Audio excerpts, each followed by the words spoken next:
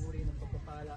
Ama, sa oras na ito, kayo po ay aming pinupuri at lubos ang kagalahan ng pagpapasalamat ng bawat isa sa amin. Sa ilang taon ng kongregasyon ng Imos, ay, sa taon pong ito, ay nagkaroon ng kaunti-unting katuparan ang pangarap na magkaroon po ng sariling lupa at sa ng panahon sariling building ang iglesia po sa dahon.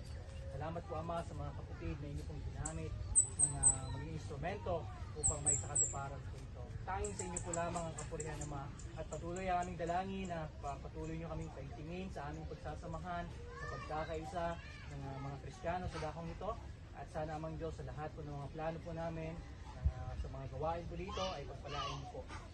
Sa ganon, ang inyo pong iglesia, kadahong ito ay makilala po at maraming mga tao nawa ang maabot po namin na sila rin maranasan nila kung gaano kasarap ang buhay na nasa inyo pong piling.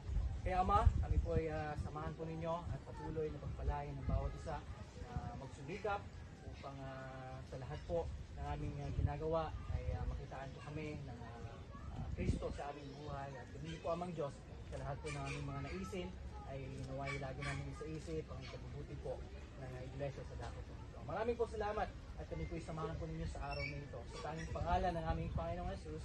Amen. Amen. Okay po.